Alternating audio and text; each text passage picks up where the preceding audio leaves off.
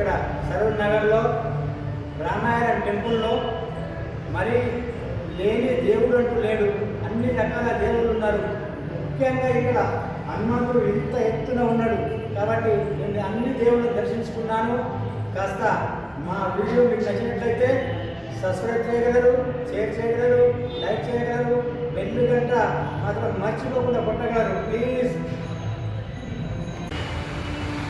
Hi friends, చూడండి ఇక్కడ మన హైదరాబాద్లో సరూర్ నగర్ టెంపుల్లో మన విఘ్నేశ్వర స్వామి దగ్గరికి దర్శనానికి వచ్చాము. అయ్యగారు కాస్త మీరు చెప్పగలుగుతారా ఈ ప్రతిష్ట ఏంటి అన్నది? శ్రీమన్ మహాగణాధిపే నమః. ఇది సరూర్ నగర్లోని విజయరామాలయం అండి. ఓకే. ఇది దిల్షునగర్ దగ్గరలో, ఎల్బీనగర్ దగ్గరలో ఉంటుంది. సరూర్ నగర్ విజయరామాలయం చౌడి దగ్గర ఉంటుందండి.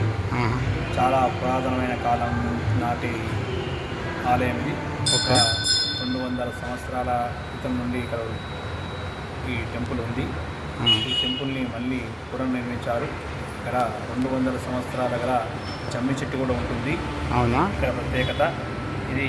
ఇక్కడ రామాలయం కూడా ఉంది, విజయరామాలయం అంటారు దీన్ని. రామాలయం కూడా ఉంది. ఇతను విజయ గణపతి స్వామి, ఇతను రామాలయము, ఆ పక్కనే చండీమాత ఉంటుందండి. భద్రాచలంలో ఎలా ఉంటారో రాముల వారు, అలాగే ఇక్కడ కూడా సేమ్ ఆ రాముల వారి ఒళ్ళో అమ్మవారు ఉంటుంది. చండీమాత కూడా ఎక్కడ లేని, ఈ హైదరాబాద్లో ఎక్కడో లేదండి చండీమాత గుడి. అంత పెద్దగా విగ్రహాలు కూడా చాలా పెద్దగా ఉంటాయి.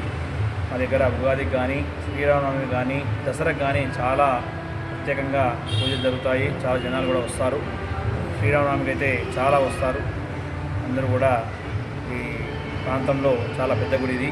అందరూ కూడా విచ్చేసి ఆ స్వామివారి దర్శించుకొని ఆ స్వామివారి ఆశీస్సులు పొందాలని కోరుకుంటున్నాము. జై శ్రీరామ్. జై హనుమాన్. హాయ్ ఫ్రెండ్స్, చూడండి ఇక్కడ హైదరాబాద్లో మన సరూర్ నగర్ లో రాములవారి టెంపుల్కు దర్శనానికి వచ్చాము.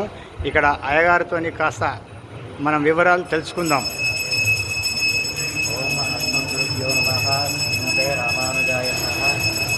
ఆపదామపహర్తారం దాతారం సర్వసంపదాం లోకాభిరామం శ్రీరామం భూయో భూయో నమామ్యహం.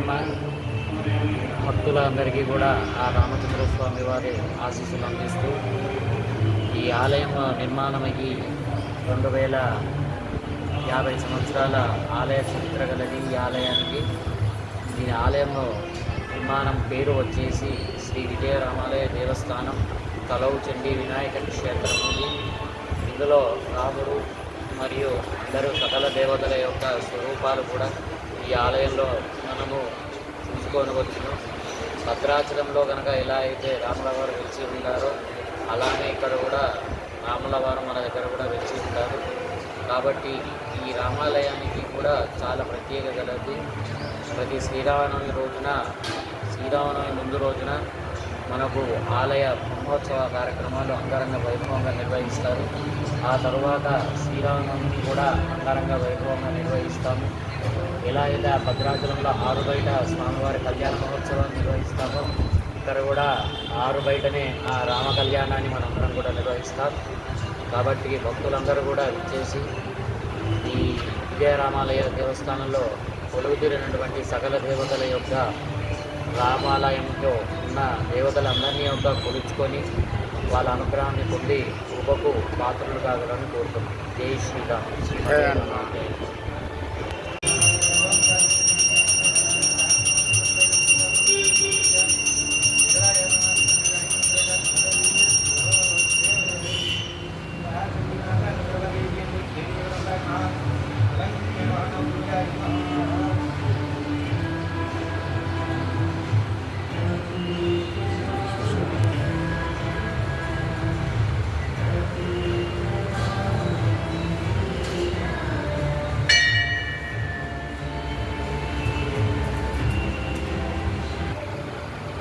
ఇక్కడ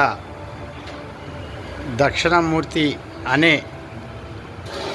భగవంతుడు కూడా ఉంటాడు. చూడండి, మీకు ఈ రాములవారి టెంపుల్లో మరి హనుమంతుడు కూడా ఉంటాడు. దీంట్లో లేని దేవుడు అంటూ లేడు. ప్రతి ఒక్క దేవుడు ఉన్నాడు. చూడండి, ఇలాంటి దేవుళ్ళను ధరించుకోవాలంటే మన జన్మ ధన్యమైపోవాలి. చూడండి ఫ్రెండ్స్, ఇక్కడ హైదరాబాద్లో సరూర్ నగర్ ఏరియా ఎంత అద్భుతంగా ఉందో చూడండి.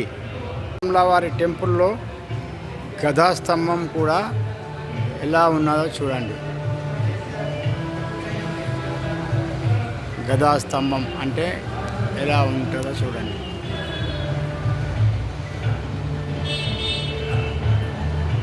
ఎంత ఎత్తుగా ఉన్నదో చూడండి. అందరినంత దూరముగా